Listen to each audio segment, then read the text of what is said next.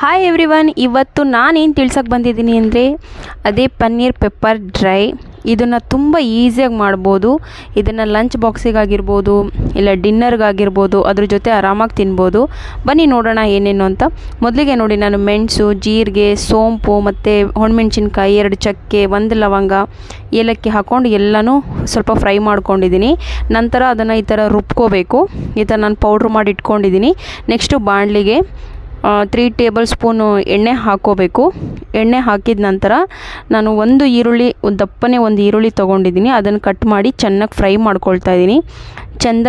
ಚೆನ್ನಾಗಿ ಕಂದು ಬಣ್ಣ ಬರೋವರೆಗೂ ನಾವು ಫ್ರೈ ಮಾಡ್ಕೋಬೇಕು.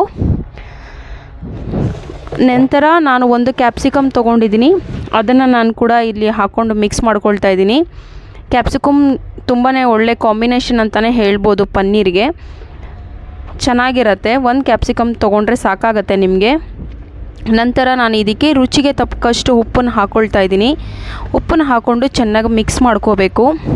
ಪನ್ನೀರ್ ತುಂಬಾ ಒಳ್ಳೆಯದು, ಯಾಕಂತಂದರೆ ಅದರಲ್ಲಿ ಪ್ರೋಟೀನ್ ಕಂಟೆಂಟು ತುಂಬಾ ಜಾಸ್ತಿ ಇರೋದ್ರಿಂದ ಇವಾಗ ಯಾರೆಲ್ಲ ಡಯಟ್ ಮಾಡಿರ್ತಾರಲ್ಲ ಅವರು ಇದನ್ನು ಈಸಿಯಾಗಿ ಆರಾಮಾಗಿ ತೊಗೋಬೋದು. ತುಂಬಾ ಒಳ್ಳೆಯದು ಪನ್ನೀರು. ನಂತರ ನಾನು ಏನು ಮಿಕ್ಸ್ ಮಾಡ್ಕೊಂಡಿದ್ನಲ್ಲ ಪೌಡರು, ಅದನ್ನು ನಾನು ಹಾಕ್ಕೊಳ್ತಾ ಇದ್ದೀನಿ. 1 ಸ್ಪೂನ್ ಹಾಕ್ಕೊಂಡಿದ್ದೀನಿ. ನಾನು ಇದನ್ನು ನಿಮಗೆ ಕಮ್ಮಿ ಕ್ವಾಂಟಿಟಿಯಲ್ಲಿ ಮಾಡೋದು ತೋರಿಸ್ತಾ ಇರೋದು. ಸೊ ನಿಮಗೆ ಎಷ್ಟು ಬೇಕೋ ಅಷ್ಟು ಕ್ವಾಂಟಿಟಿಲಿ ಮಾಡ್ಕೋಬೋದು. ಈ ರೆಸಿಪಿನ ನಾನು ಹಾಕ್ಕೊಂಡು ಮಿಕ್ಸ್ ಮಾಡ್ಕೊಳ್ತಾ ಇದ್ದೀನಿ. ಮತ್ತು ನಾವಿಲ್ಲಿ ಚಿಟಿಕೆ ಅರಿಶಿನ ಕೂಡ ಹಾಕ್ಕೋಬೇಕು ಇದರಲ್ಲಿ.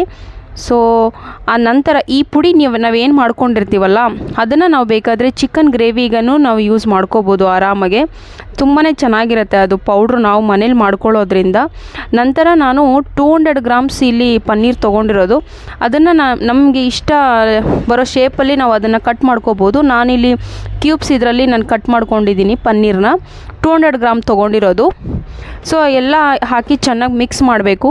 ಮಸಾಲೆ ಎಲ್ಲ ಇದಕ್ಕೂ ಹೊಂದ್ಕೋಬೇಕು. ಇದು ತುಂಬಾ ಬೇಯೋದೇನು ಬೇಕಾಗಿಲ್ಲ. ಇದು ಒಂದು 6 ಮಿನಿಟ್ಸ್ ಇದು ಬೆಂದರೆ ಸಾಕಾಗತ್ತೆ.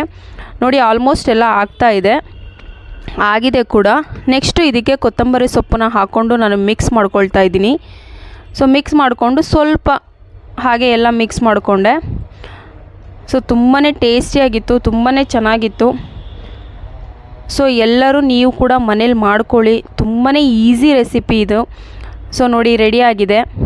ಸೊ ಯಾರೆಲ್ಲ ನನ್ನ ಈ ವಿಡಿಯೋ ಇಷ್ಟ ಆಗಿದ್ದರೆ ಪ್ಲೀಸ್ ಲೈಕ್ ಮಾಡಿ, ಶೇರ್ ಮಾಡಿ, ಹಾಗೆ ಸಬ್ಸ್ಕ್ರೈಬ್ ಮಾಡಿ. ಹೀಗೆ ನಿಮಗೆ ತುಂಬ ಈಸಿ ರೆಸಿಪಿ ತೋರಿಸ್ತಾ ಇರ್ತೀನಿ. Thank you all. Thank you once again. Thank you so much.